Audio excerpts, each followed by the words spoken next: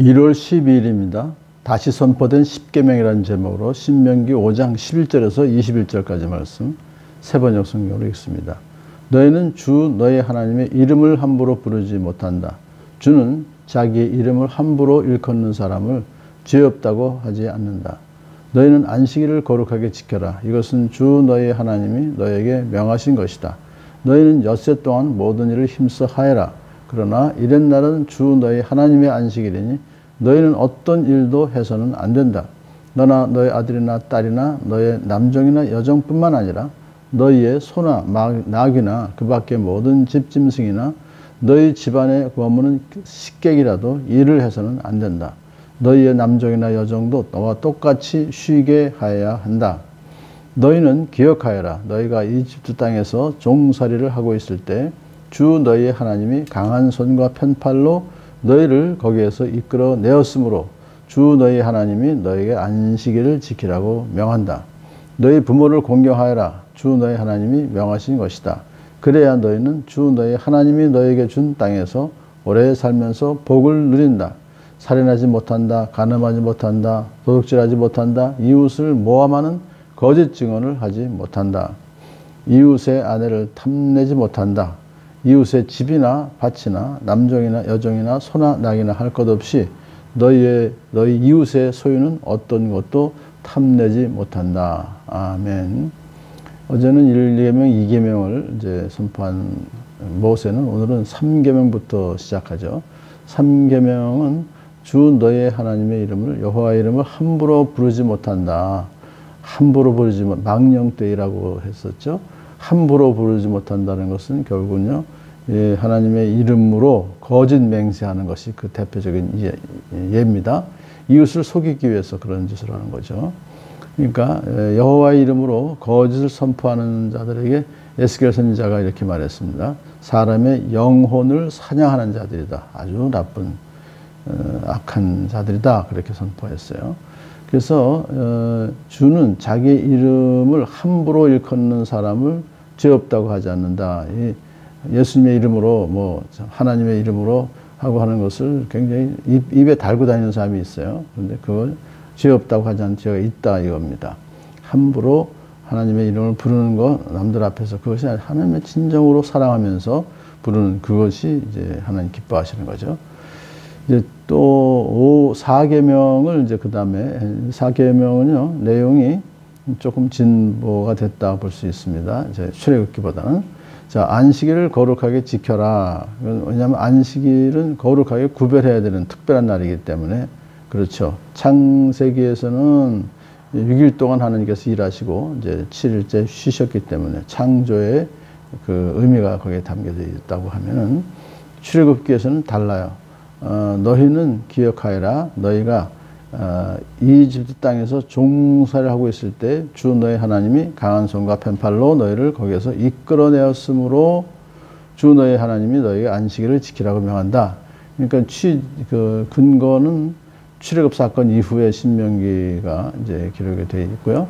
물론 이제 시내산에서도 마찬가지지만 강조를 무슨 일을 강조했느냐 하니까 해방이죠. 종살이로부터의 해방을 이제 기억하라는 거예요.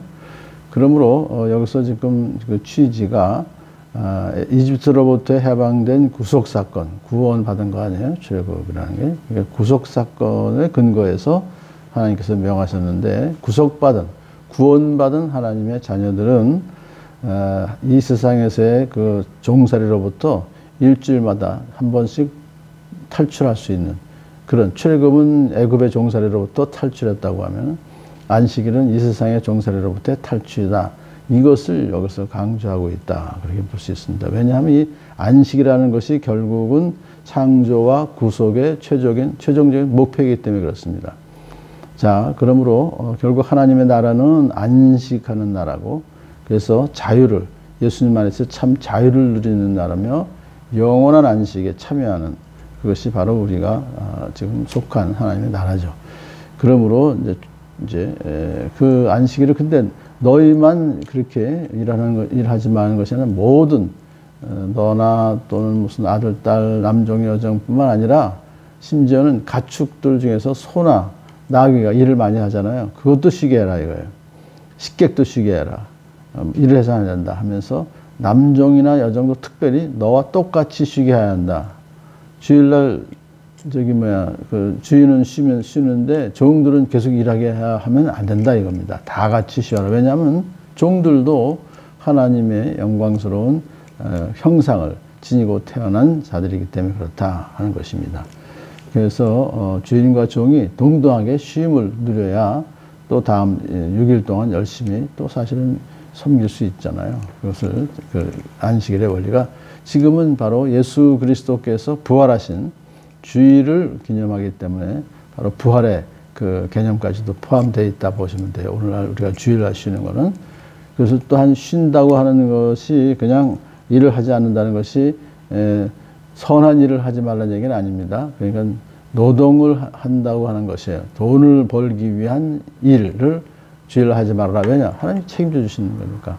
그렇기 때문에 이제 열심히 구제사역을 한다든가 선교사역을 한다든가 또 남을 돕는 신방사역 이런 것은 또 주일날 예배당에 나오잖아요. 그런 모든 것은 그건 여기에 해당되지 않는다 하는 걸 다시 한번 기억할 수 있습니다.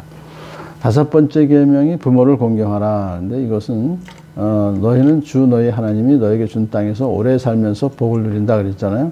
오래 살기만 하면 되는 게 아니라 복을 또 누리는 평강의 복을 누리게 된다 하는 것입니다. 그래서 부모를 공경하라고 할 때 이 공경이라고 하는 것은 존경하고 나를 낳아주셨 뿐만 아니라 또 나를 이제 키워주신 그 부모님을 존경하고 고맙게 여기며 잘 보살펴드리라는 그런 뜻이 있습니다. 그런데 여기서 이 부모라고 하는 개념 안에는 단지 친부모만 말하는 것이 아니라 모든 권위에 대해서 순종해라. 그러니까 어르신들에 대해서 주변에 순종하는 그것을 이제 가르치고 있습니다. 윗사람을 공경할 줄 모르는 사람은 하나님을 공경하지 못한다는 그런 대원칙입니다. 그 다음에 이제 6계명부터 쭉 9계명까지 살인하지 말라, 간음하지 말라, 도둑질하지 말라, 거짓 증언하지 말라는 것은 결국 이웃을 사랑하라는 거기에 전제죠. 그래서 이웃을 존엄한 하나님의 형상으로 대할 때 어떻게 살인할 수 있습니까? 그래서 이웃을 사랑하라는 것은 바로 여기에 다 해당되는 것이고 소극적으로 그런 악행을 범하지 않는 것에 국한하는 것이 아니라 이웃을 적극적으로 사랑할 것을 여기서 내포하고 있습니다. 그런데 인간과 인간 사이에 있어서의 죄악인 이 범죄, 살인, 간음, 도둑질, 거짓 증언은 다 탐심에서 나오는 거예요. 그렇기 때문에 여기서 모든 죄악이 탐심에서 나오기 때문에 마지막 10번째 계명은 이웃의 아내를 탐하지 못한다부터 시작해서 이웃의 모든 소유도 어떤 것도 탐내면 안 된다라고 참 탐심이 모든 죄의 바로 근본이라는 걸 여기서 말해주고 있습니다.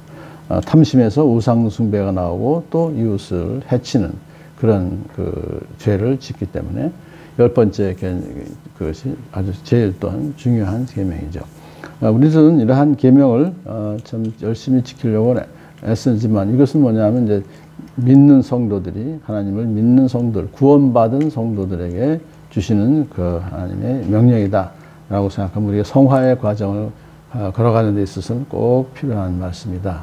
다시 한번 기억하시고 물론 이것을 지키기 위해서 우리가 애를 쓰지만 참 그렇지 못할 경우가 많습니다. 그렇기 때문에 이 말씀을 참 소중히 여기고 하나님을 사랑하고 이웃 사랑하는 그것을 열심히 할 수 있게 해달라고 기도하면서 성령 충만을 간구하면서 이 계명을 또한 기억하시는 여러분들에게 축복합니다.